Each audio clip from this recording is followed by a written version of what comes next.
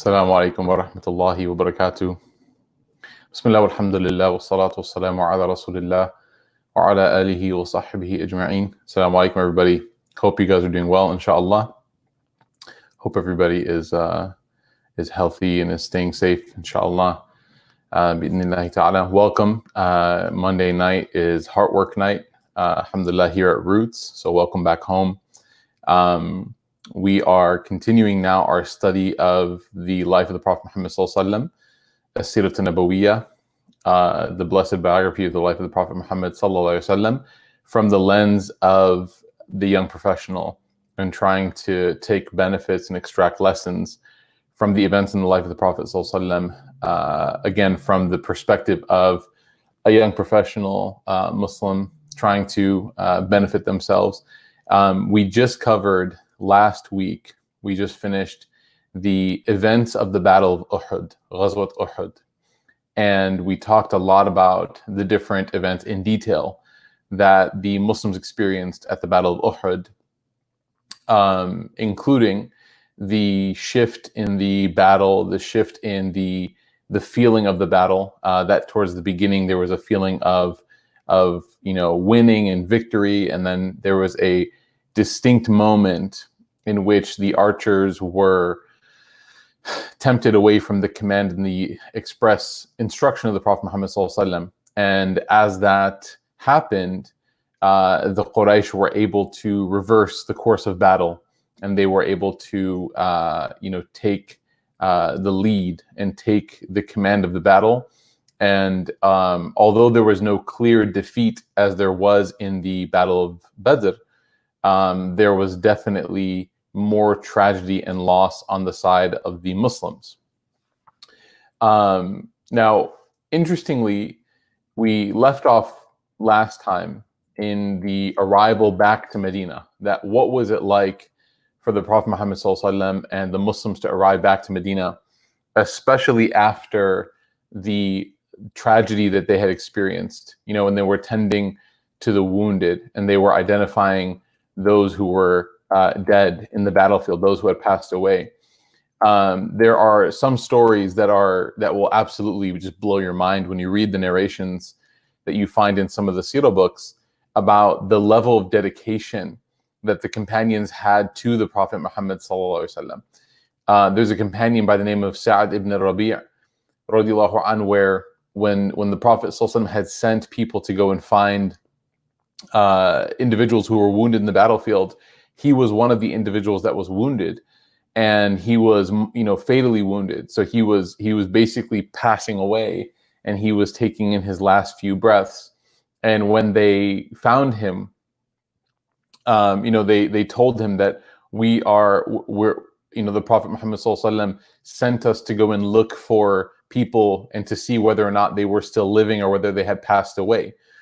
And he told them, Sa'ad, as he's breathing his last, he told them that, tell the Prophet Muhammad Sallallahu Alaihi Wasallam, inform him that I am passing away, that I am one of the dead, and give him my peace and greetings, and ask him that he prays on my behalf, that God reward me for this sacrifice. And then Sa'ad said to these people, these companions, he said, and I'm telling you to go back to Medina and tell everybody there that if they feel comfortable being alive while the Prophet Muhammad Sallallahu Alaihi Wasallam dies, that they will have nothing to say before God on the Day of Judgment. And these were his last words. And that's when he passed away. He passed away telling his companions, his neighbors, his friends, his relatives, his brothers and sisters, he told them that you will have no right, and you'll have nothing to say to God on the Day of Judgment if you live your life and you are alive and the Prophet Muhammad Sallallahu Alaihi Wasallam dies while he's in your care. This was the level of care that they had for the Prophet Muhammad Sallallahu Alaihi Wasallam, that on his deathbed, as he's passing away from the wounds that he received protecting the Prophet Muhammad Sallallahu Alaihi Wasallam, that's all that's on his mind, is advising his brothers and sisters that you have a responsibility. When we took the Prophet Sallallahu Alaihi Wasallam in, when the Muslims of Mecca and the Prophet Muhammad Sallallahu Alaihi Wasallam, when the Muhajirun, when they immigrated to Medina, we took him in saying we would protect him till we died. And so you'll have nothing to say if he passes away in your care and you're still alive. The Prophet Muhammad ﷺ also, as he walked around the battlefield after the battle, he saw Mus'ab ibn Umair, who was one of the martyrs, who his courage and his bravery on that day is one of the reasons why the Qurayshi army did not conquer and totally defeat the Muslims and take the Prophet ﷺ in that battle. And when he looked at the body of Mus'ab ibn Umair, there was a lot of crying and a lot of tears, because Mus'ab ibn Umair was somebody who was extremely wealthy. And he was extremely, he was super wealthy. If you saw Mus'ab ibn Umair in Mecca, he was at the comparison for us of like a celebrity. He was somebody that was super wealthy, super famous, super well respected. And that was before he accepted Islam. And then when he accepted Islam, he lost all of his wealth as a result of his accepting of Islam. So he was extremely noble in Mecca, and then he accepted Islam, and his family that was giving him that lineage of nobility and wealth, they cut him off. And so he went from being somebody that was so respected to somebody that in Mecca was excommunicated.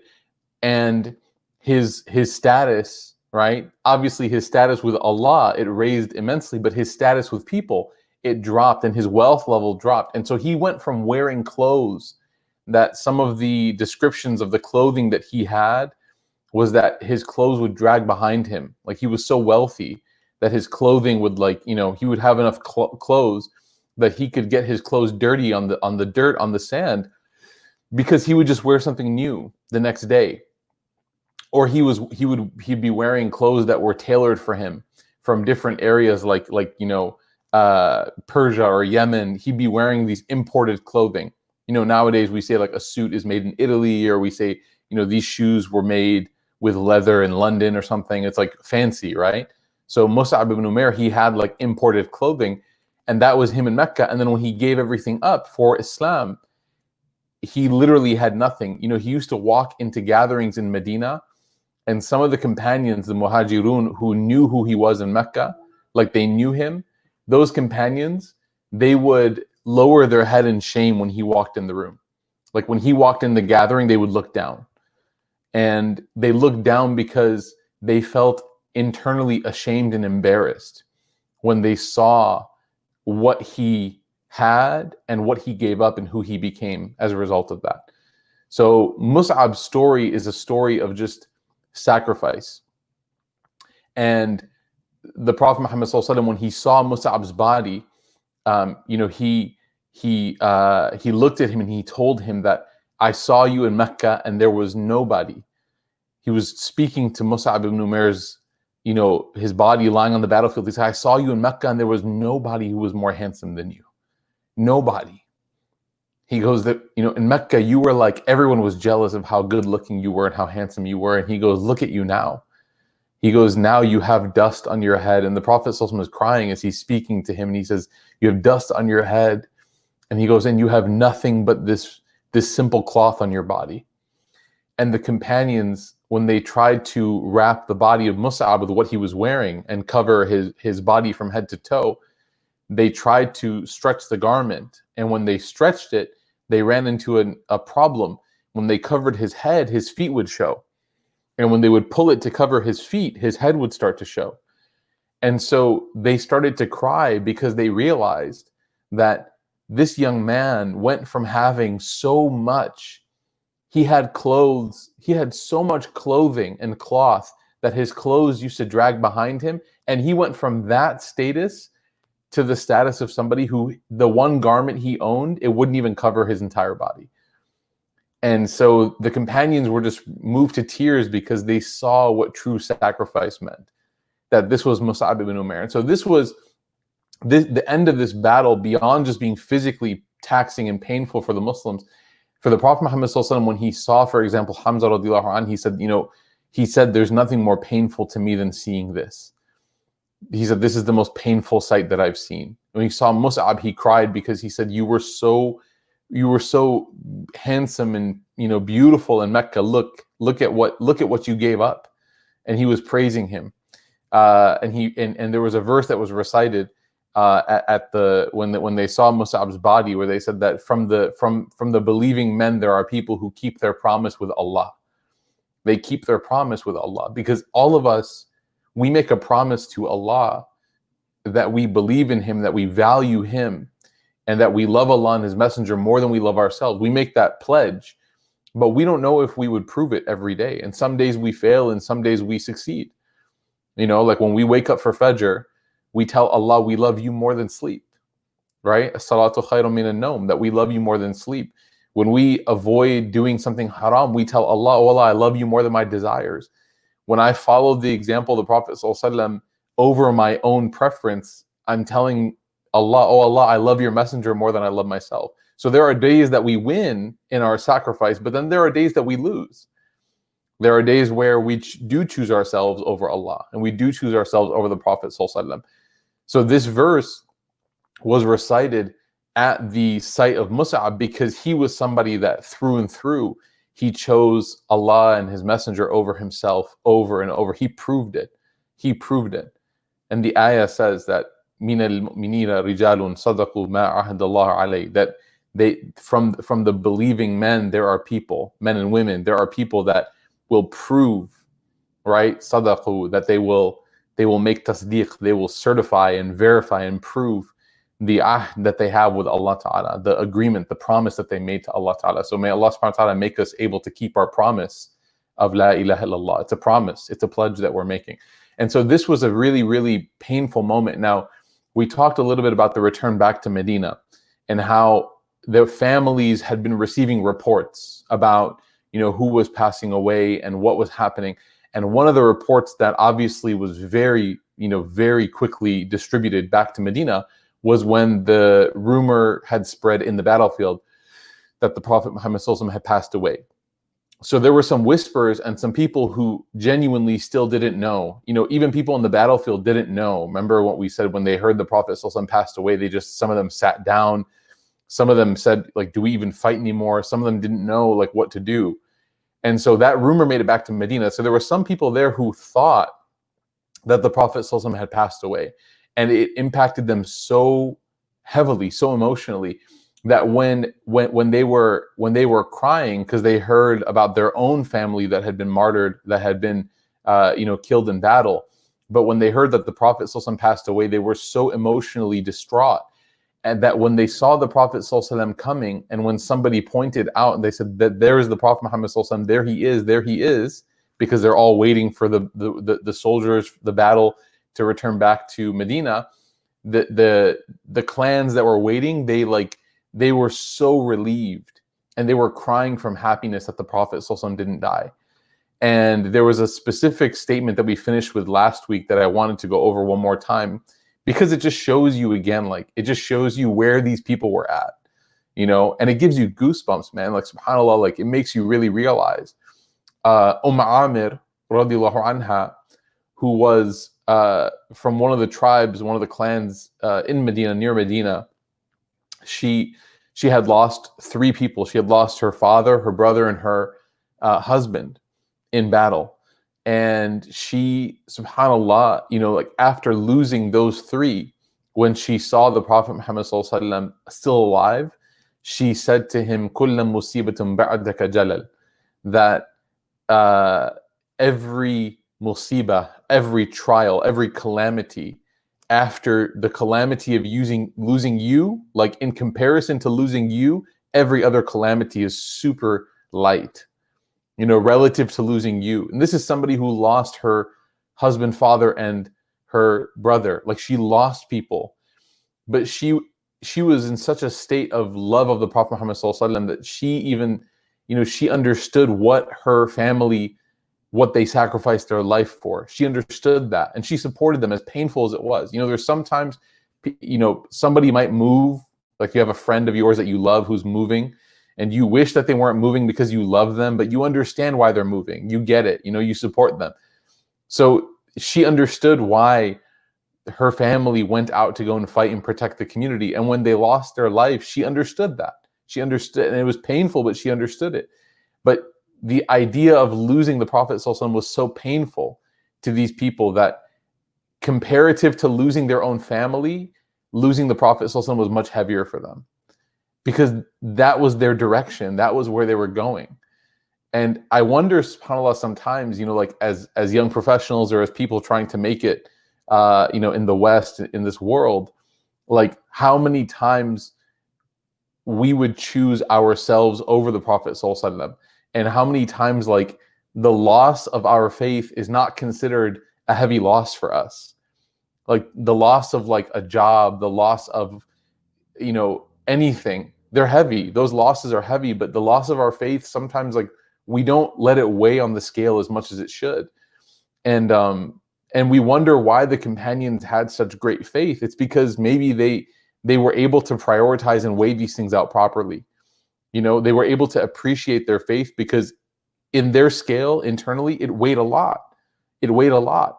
And you meet people like this, subhanAllah, like, you'll if you keep an eye out, you'll meet people who will give up a lot for the sake of their faith. They will turn down job offers that are like exponentially greater than the job offer that they have now, or the job they have now, because they know that their current setup, it facilitates something for them. I once met a brother who got offered a better position at his company, like a director type position at his company, but they weren't going to let him pray Jum'ah. They weren't going to let him. There was a director-wide meeting on Friday from 12 to 1 or something. And so they weren't going to let him pray Jum'ah. And he actually turned it down. And it was something crazy, like a 25 or 30% pay increase and signing bonus and all this stuff. And he turned it down. And I didn't ask because, personal decisions, stuff like that. But he told me, he said, like, I can't give up my Friday prayer. And he was saying, for me, Friday prayer is like my one weekly time that I go to the masjid and I'm like, I don't think about anything else. It's just me and my reminder. The khatib gives me a reminder and I'm able to just disconnect. And, those kinds of people, man, they're special. Sometimes we want to like have these very heavy spiritual, miraculous moments in our life to prove to Allah that like we're the real deal. Want to have like the super spiritual moment, like the martyrdom and all that. Sometimes you just have to choose Allah over something else to make that case. Sometimes you just have to choose Allah over something else that's material to make that case. And those opportunities, they're provided to us more often than we realize. We ask Allah Ta'ala to give us strength in those times to make the right choice. And so, the Prophet ﷺ, he offered his prayers to the families for those who lost, and he sat with them and he prayed for them. He said, he didn't tell them, subhanAllah, he didn't come back and tell them like, oh, it's okay, don't worry, like, they're martyrs. Obviously, all of this is true, and they're in paradise and they're in Jannah. We believe that the one who is martyred or has the status of the martyr, like they're with Allah before their body even hits the ground. Like they don't feel pain. They go straight to Allah subhanahu wa ta'ala. They go to Jannah with no accountability. Like if you're talking about, if we're all going to die anyways, like if you're talking about like the pathway of getting to Jannah, like that's one of them. that's like up there, right? And so like it's easy for him to like try to flip it to go to like the silver lining side of things, or the bright side, and tell them. But he sat with them and he prayed for them. And he, it was a therapeutic moment in which the Prophet ﷺ engaged in dua, this sacred practice of dua is like therapy, man. SubhanAllah, it doesn't replace therapy, but it's part of the therapeutic process. Prayer and dua are things that really can help heal a broken heart. It helps a person process. And so he made dua for them. He made dua and he said, oh Allah, he said, shorten their sorrow.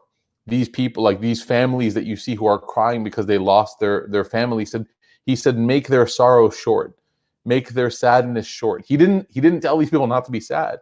He said, oh Allah, give them a short sadness. And he said, make easy for them this trial that you've put upon them. And he says, and those who are left behind, the children, the mothers, the wives, the families, the fathers, whoever's left behind, losing their departed, give them an immense reward as a result of their patience that they have to have. A beautiful prayer that he made for them and their families. Now, the Muslims who returned back to Medina, they were intensely wounded. The Prophet Muhammad SAW himself had trouble with all of the wounds that he had to take during the chaos that erupted after the archers had left their post.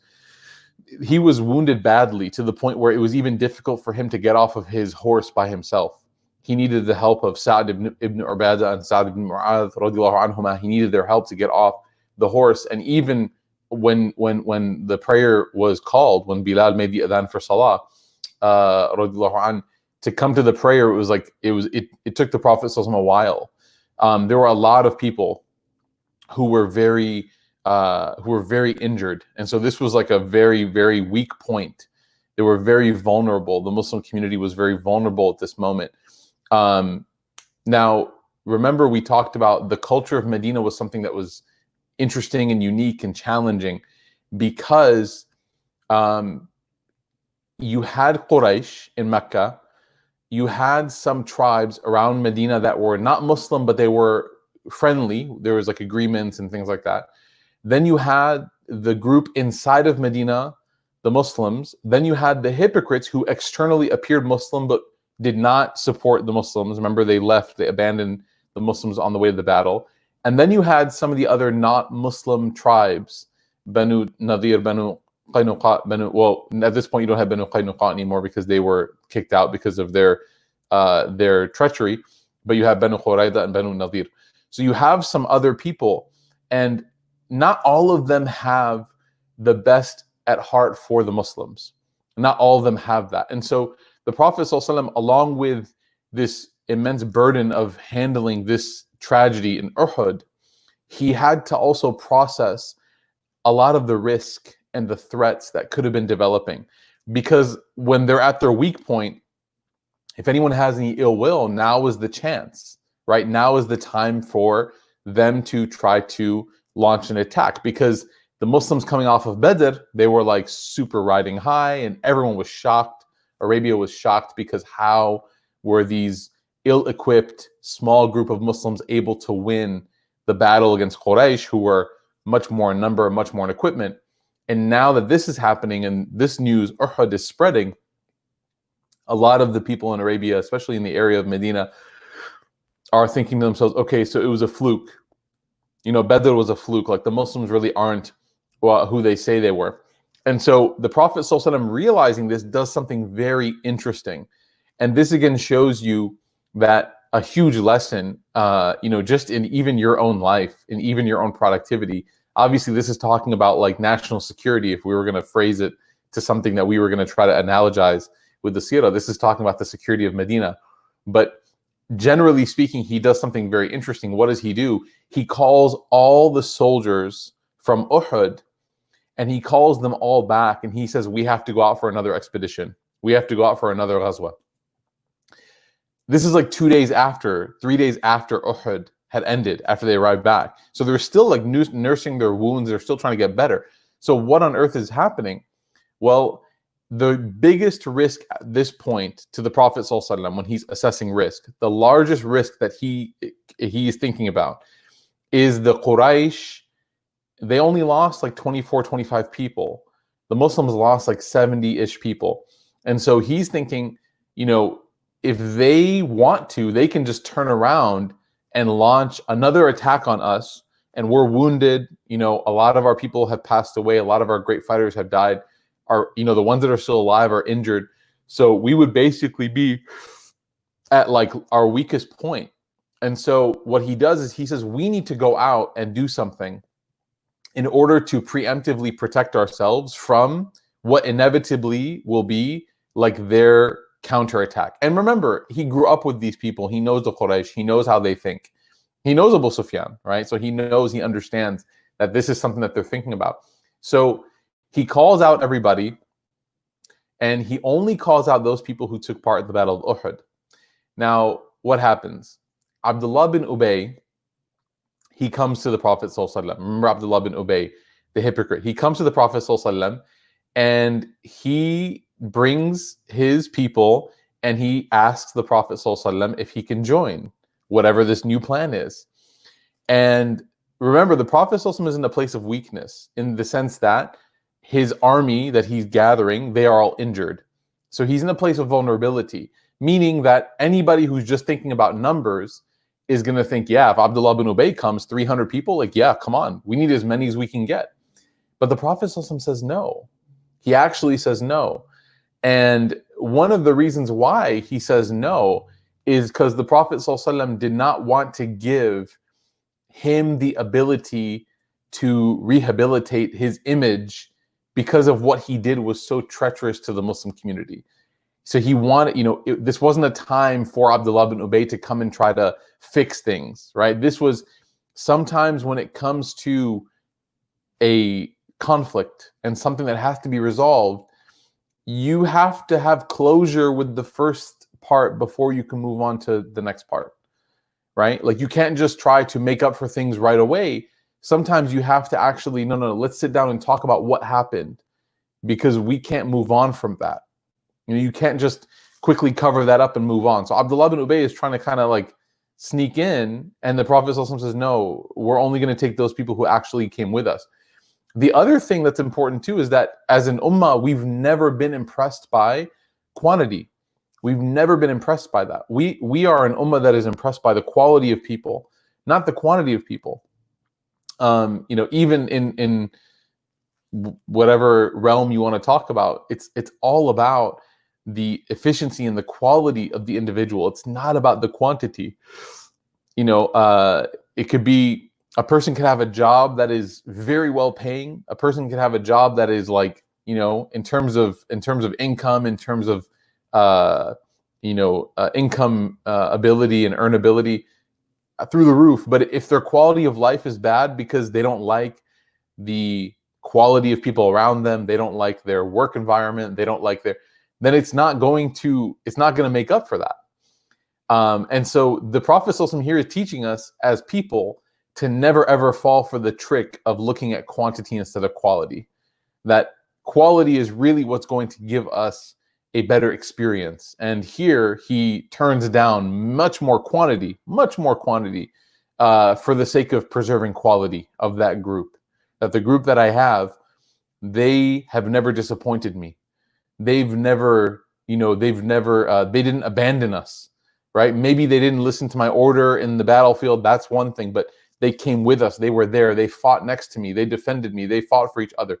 You guys just dipped. You guys just left. So not interested in having you, right? Abdullah bin Ubay, his response. There was only one exception to the rule of people who were there could come.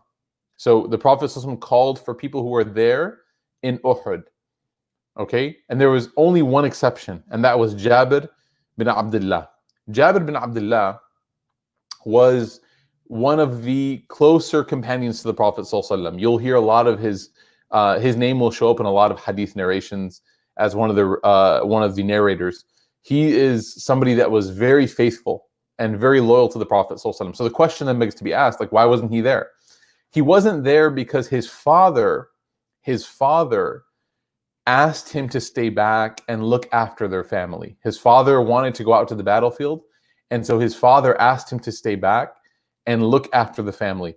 So Jabir, he went to the Prophet ﷺ. When this second call was happening, he went and he said, Ya Rasulullah, I want to join you. And he explained to the Prophet ﷺ, Ya Rasulullah, I want to join you, and this is why. And he explained the whole scenario. And the Prophet ﷺ, he accepted and said, you can join. He accepted his reasoning. So we have kind of like an interesting case study here. We have Abdullah bin Ubay, who wants to join, and in fact, his joining brings a lot of people, 100, 200, 300 people. And you have Jabir, who's one person. But what's the difference again? The quality of faith between the two of them, you can't even measure it. Jabir is like way up here, and Abdullah bin Ubay is way, way down here, not even on the scale. So the Prophet ﷺ lets one person come because he was sincere in his reason for not being in battle. Both Jabir and Abdullah bin Ubay didn't fight. Both of them did not fight. Both of them were not at Uhud. But Jabir was sincere, meaning if I could have been there, I would have been there, right? In your life, you're going to have situations where 2 people or 3 people, you're going to have instances where like the same thing happens, right? But based off of the reasoning as to why something happens to you, whether or not there was sincerity in that moment versus this moment, right?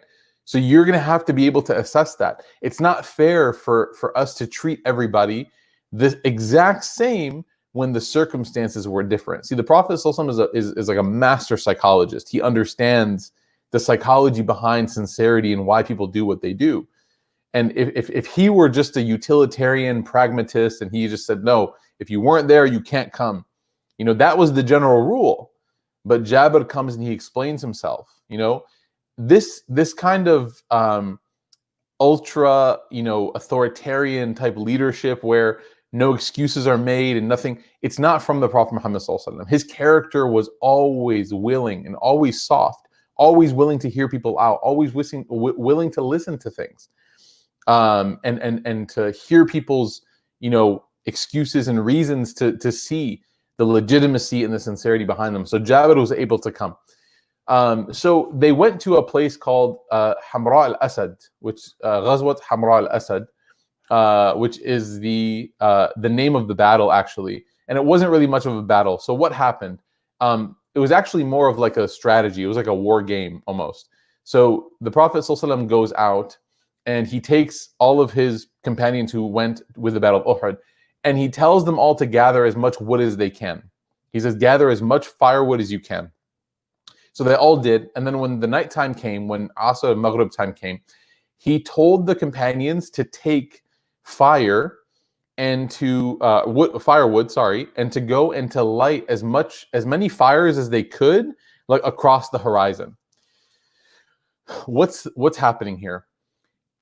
In the time of the Prophet ﷺ, there was an understanding when armies were traveling that there may be a certain number of people in each camp. So let's say that 1,000 people are traveling, 1,000 warriors, okay? And let's say that each campfire would have 5 people around it, okay? 5 people around that campfire. Now let's go 10. 10's easier, okay? So if there were 10 people around each fire, that would mean that you would see 100 fires, okay? Because 10 times 100 is 1,000. So the number that the people were used to in Arabia when they were thinking about an army with campfires was a certain number. Let's say 10, just for this example, because Allah knows best. I don't know what the exact number was. Let's just say 10.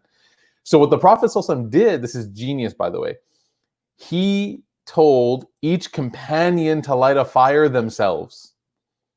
Okay, so what does that mean? So in the mind of the Quraysh, or the enemy, when they see these fires, they're doing the math in their head. They're counting the fires times 10, times 10, times 10, right? Because they're doing the math for the amount of people.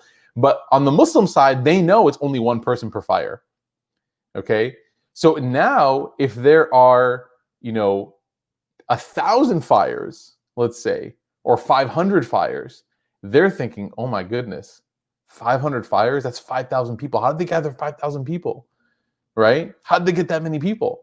And they're doing the math. And so it's actually a little bit of deception. And there's a hadith actually that goes with this. Al-harbu khuda'a. Al-harbu khuda'a literally means war is deception. War is deception. So the Prophet ﷺ strategically did this. And along with this, he sent somebody that was friendly to him. His name was Ma'bad. He was from one of the tribes called Khuza'a. And he was on good terms with the Prophet ﷺ. So he came to him, and the Prophet ﷺ was kind of unsure about, where he stood. But he said to the Prophet ﷺ right away, he goes, my condolences for losing, or for the tragedy that you suffered at Uhud. And he goes, let us know if there's anything that we can do, to help you, or any recovery that you need. So the Prophet ﷺ, he knew that Ma'bad was kind of a neutral party. He knew he was on good terms with Quraysh. So he goes, can I ask you a favor? And Ma'bad said, sure, whatever you need. And the Prophet ﷺ said, can you go to Mecca? And I want you to go and try to meet with Abu Sufyan. And I want you to try to convince them to not come back. Like, if I know them correctly, they're planning another attack because they're thinking about that we're weakened right now. I want you to go and convince them not to come back. Like, do whatever you got to do. So Ma'bad says, sure, let's go. So he actually goes and he rides all the way, and he catches up to them. a few hours outside of Medina towards Mecca, because they were moving a big army. It was taking them a long time. He was riding by himself so he could catch up quickly. So he went and he caught them, and he noticed that a lot of the leaders of Quraysh were very disappointed. Why were they disappointed? So the first thing he notices is that they're kind of disappointed. They're disappointed because they feel like they left the battle early. Like, we should have kept going. We should have conquered them at Uhud and then made way to Medina and finished them off. So the Prophet ﷺ was accurate in his assessment that these people were going to try to launch another attack. So what does Ma'bad do? Ma'bad goes to Abu Sufyan, and Abu Sufyan says, welcome, Ma'bad, how are you? And he says, I'm good. And he goes, do you have any news for us? What's the status of the Muslims? And Ma'bad says, Muhammad sallallahu alaihi wasallam has mobilized such a large army. He said, I've never seen that many fires in my life. I've never seen that much. So he was kind of playing a trick, right? So he said, I've never seen that many fires in my life. And he goes, you should have seen these people. They were all like super angry, super upset, ready to fight. And he goes, all of the followers who didn't come and fight, he said, they're going to come and fight. So he was basically making a big deal out of the Muslims, this guy Ma'bad, okay? And he said that it doesn't look like they're gonna back down. He said the Muslims want revenge, basically. They want revenge. So he was painting the picture to Abu Sufyan that like they're coming, and they're coming loaded, like they're ready. And Abu Sufyan was shocked, because remember, like, they thought they were riding back, and they're like, we defeated them, we should have finished them off. Abu Sufyan says, really? He goes, are you sure? And Ma'bad said, yeah. He goes, yeah, 100%. He goes, in fact, if you're even thinking, he goes, I don't know what you're thinking, but if you're even thinking about turning back and going and ordering your troops to go and fight, he goes, as soon as you turn around, you're going to see their army. Like, that's how big their army is. As soon as you turn and start making, you're going to see them, right? They're only 60, 80 kilometers away. He goes, as soon as you turn around, you're going to see their army. So Abu Sufyan was shocked. He was shocked. He was like, are you serious?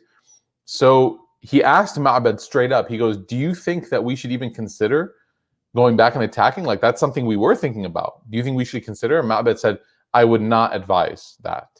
He goes, I would not advise that. What is this whole moment? Because the Prophet ﷺ set this up beautifully. This whole moment, what does it show? There's actually a lesson that's deeply embedded here, by the way, that I think a lot of us, I know I for sure missed it the first time that I learned this in the Seerah. And that is that it is essential it is part of the personality of the Prophet ﷺ and part of the personality of the Muslims.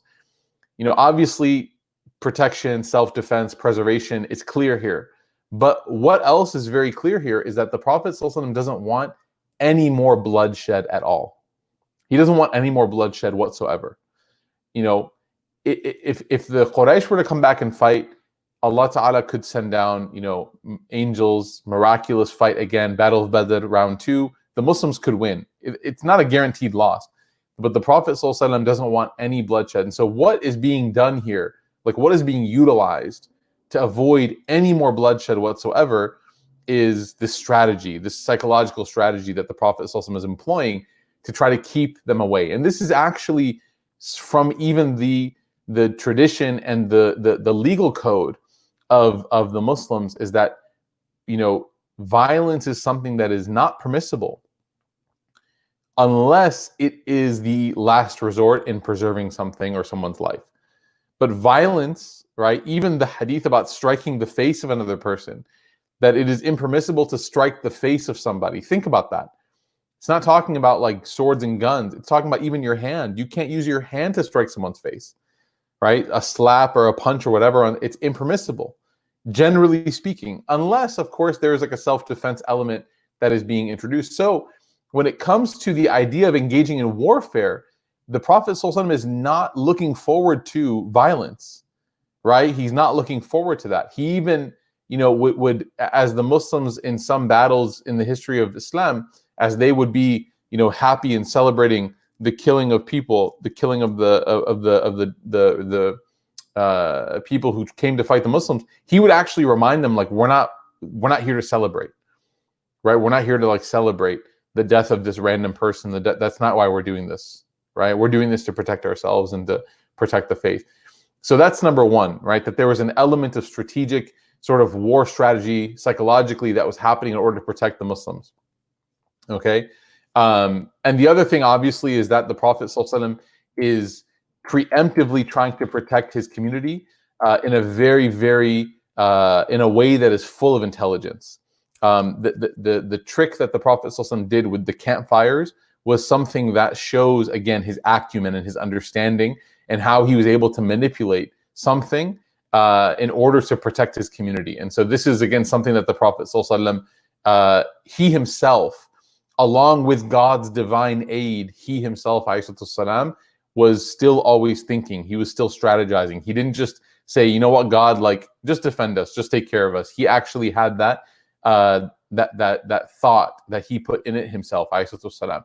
Now, what were some of the lessons from the Battle of Uhud? Now that we've sort of, because this, when you look at the chapters in the Battle of Uhud, like this little mini ghazwa is also included because it's so right after that. So it's called Ghazwat Hamra al-Asad. It's right after that. So what were some of the lessons from the Battle of Uhud? Number one, this experience of loss and defeat in the Battle of Uhud and tragic loss was something that taught the Muslims that victory was not default theirs. It wasn't just theirs by their own right, but rather it was something that Allah subhanahu wa ta'ala, in his way of designing the universe, in his way of designing the world and the laws that govern us, that just because a person is Muslim does not mean that every conceivable blessing and victory and ease and luxury is going to be placed into the lap of that person. I remember growing up, like one of the teenage crisis of faith moments that was very popular in some of the Islamic schools and youth groups that I would be a part of as a young person was like, why isn't Bill Gates Muslim? Or why did God give Bill Gates so much money? You know, if he's not Muslim, then why is God giving him so much, right? This is like a big like crisis of faith that teenagers have. Maybe adults have it too, but I remember specifically in high school, this is like a big question. You know, why did God give so much? Jeff Bezos, Bill Gates, whoever, you name it, right? And, you know, this is obviously, if you want to answer this from like a theological perspective, you know, you could say, well, ultimately, obviously, number one, God can give to whoever he wants. It's not our decision who God gives to, who doesn't. We don't put conditions, like God doesn't have conditions like we have conditions. So that's the more theological answer. If you want to go the more like spiritual route and the more just kind of like common sense route, where on earth and where in scripture does Allah subhanahu wa ta'ala say that because you're a Muslim, you're never going to experience any difficulty and you're never going to experience loss, you're never going to experience tragedy? In fact, Allah ta'ala says the opposite. He actually does say, you're going to be tested, you're going to be tried, you're going to have moments of difficulty that will test you with loss and hunger and family and all of this is going to be a test for you. And in another place in Surah Ankabut, Allah subhanahu wa ta'ala says that, do people think that they're just going to be able to say, I believe, and they won't be tested? Right? But Allah ta'ala then says, we're going to test people to see which ones are truthful in their claim about belief and which ones are not. Okay? So it's interesting, right? Because the Muslims here, this was a lesson that was huge for them because they came off of Badr. So what happens naturally a year prior when Badr happens? What happens naturally is that the Muslims think to themselves like, oh, like no one can touch us. We have God, right? But they don't, they're forgetting momentarily that their reliance upon Allah and their preparation at Badr, because they didn't know, because it was so unknown, that their preparation and their reliance was so thorough and so great. I mean, their preparation, their strategy, their prayer, everything was to the max. And now in Uhud, you had a moment, for example, where the archers left their post. And you had a moment when the rumor of the Prophet ﷺ being killed happened. Some people sat down. Some people actually asked, should we go and try to make a treaty with Quraysh? Like, now that the Prophet ﷺ is dead, should we go and try to... It wasn't a lot of people, but it was some. What does that show you? It shows you that, there, again, quantity-wise, there were many more people on the side of the Muslims, right? 300, 400, 500 more people fighting in Uhud. Quantity-wise, there were more, but quality is where there was some lacking in some of them. Not all of them, of course. There was Sahaba, right? So these are great people, but they were human beings. And so there were some human elements that were deficiency. Allah Ta'ala taught the Muslims that day a very important lesson. And that is, if you prioritize yourself, then you can only rely on yourself. But if you prioritize Allah, then you can rely upon Allah. But the one who prioritizes their desires, they don't have Allah to rely on, because they haven't prioritized Allah. If I forget to pray, if I ignore my prayer, if I don't think about prayer, then why do I all of a sudden feel that I have, or God has, a responsibility to take care of me in times of difficulty when I haven't even been with God at all? I haven't prayed. I haven't given any time to Allah. But now that I need Him, I have this moment of, where's God? Right? Where is Allah? And so the prioritization that a believer puts on their faith with Allah is directly correlated with how much then they rely upon Allah, and how much they can rely upon Allah, and how much strength they have in their patience when they are tried and tested, because it doesn't mean they won't be tried. Okay, so that's lesson number one. Number two is that the trial of dunya, of material wealth, will be something that will affect everybody all the time. If dunya was tempting,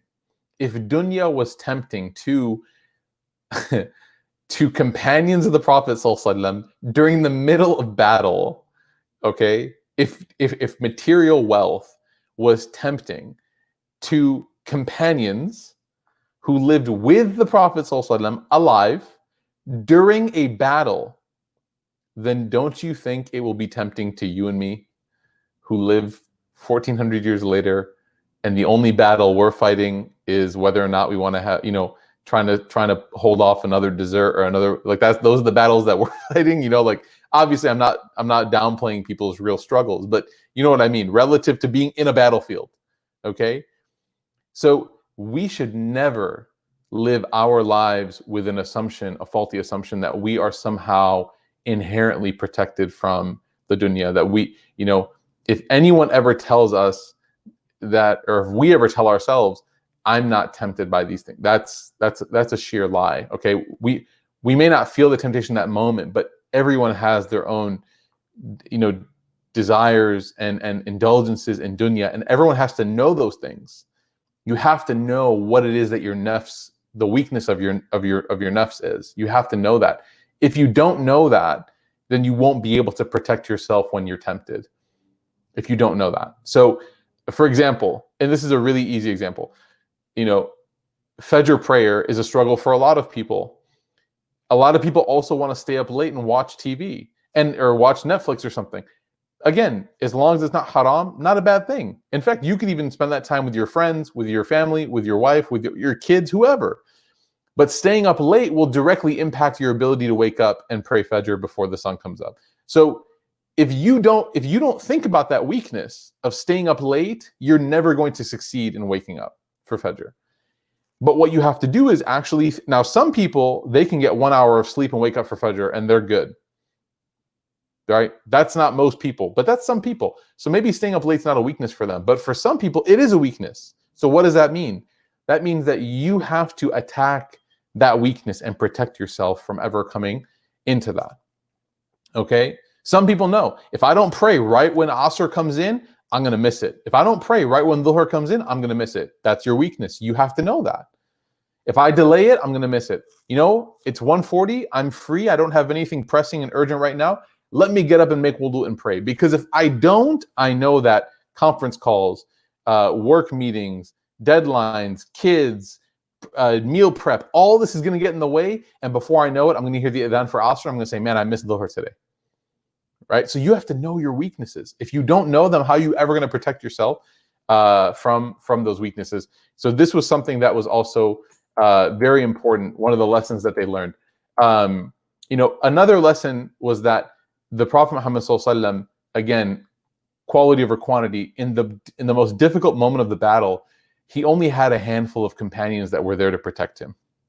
But they were so dedicated that they accomplished what like 10 times those companions could have accomplished. He only had a handful of people, maybe 8, 10, 12 companions around him that were defending him immediately, but they were able to protect him successfully from even the greatest onslaught. We are a people that never ever look down upon small numbers. Great hearts accomplish great things. It doesn't matter how many hearts are there, whether it's 1 or 10 or 100. Great hearts accomplish great things.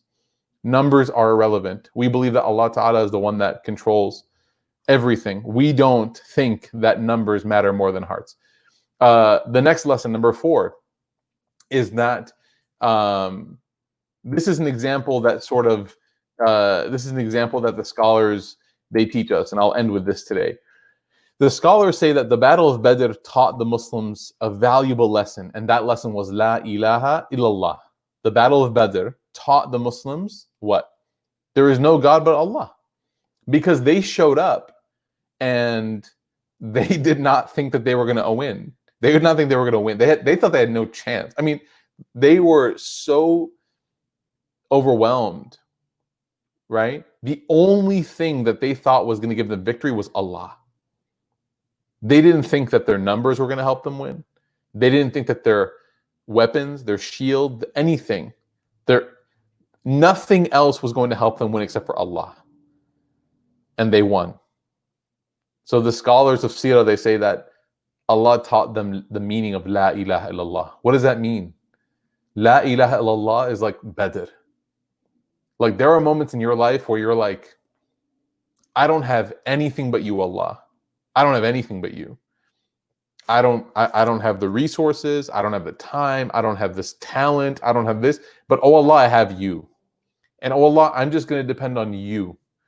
I'm going to do my part, but oh Allah, I'm going to depend on you. That's you in Badr, right? The scholars of Seerah then say, and Allah then taught in Uhud the second part of that lesson. The first part of the lesson was taught by a miracle. La ilaha illallah was taught by a miracle. You won a battle miraculously. Why? Because of Allah. The second part of the lesson in Uhud was taught by tragedy. Muhammadur Rasulullah. That Muhammad sallallahu alaihi wasallam is the messenger of Allah. La ilaha illallah Muhammadur Rasulullah. But the second part was taught by tragedy, which is what?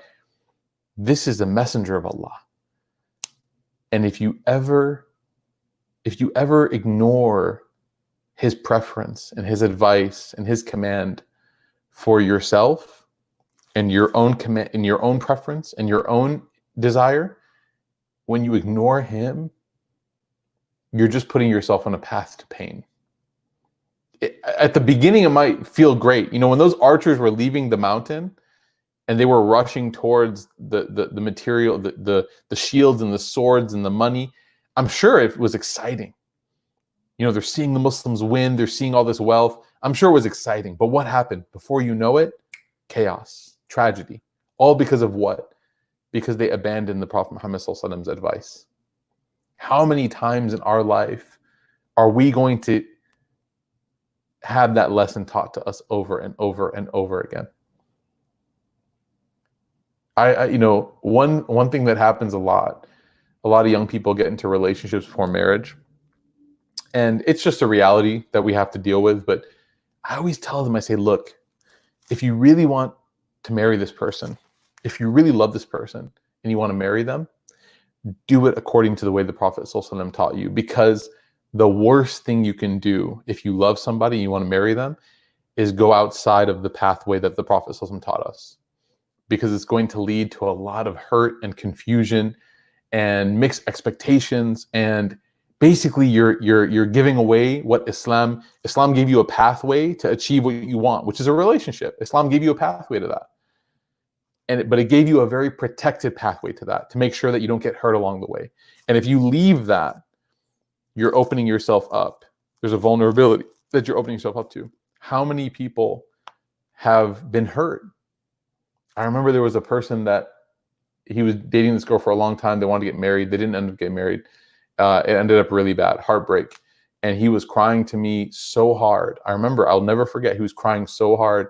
I mean, they were together for like years, you know? And again, intention, we want to get married, but just not following that pathway that the Prophet ﷺ gave. And he was crying so hard. And I remember he told me, he said, now I know why this is not okay in Islam.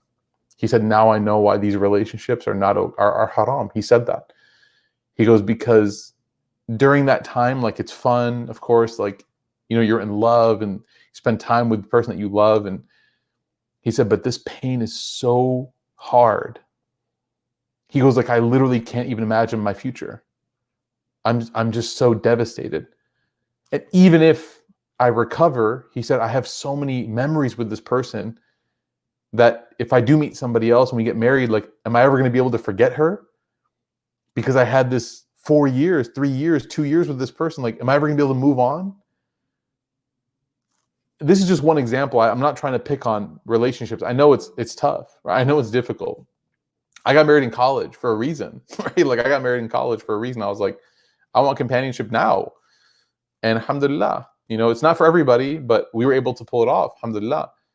But that's one example of, if a person leaves that pathway of the sunnah of the Prophet Muhammad ﷺ, they're just opening themselves up to a lot of pain.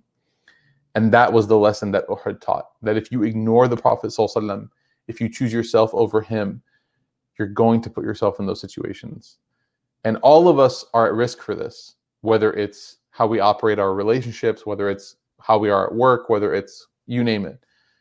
We have to make sure that we put ourselves back on the path of the sunnah of the Prophet ﷺ, so that we don't end up regretting it, in pain, just like those who ignored the Prophet ﷺ on the Battle of Uhud. We ask Allah subhanahu wa ta'ala to bless everybody who's listening, who's gathered here. I hope and pray that Allah ta'ala give us tawfiq to be like the Prophet ﷺ.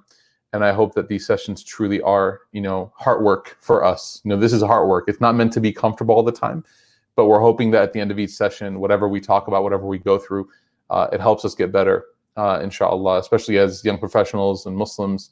At this time, you know, we need our faith to be strong more than ever. So we ask Allah ta'ala to grant us tawfiq.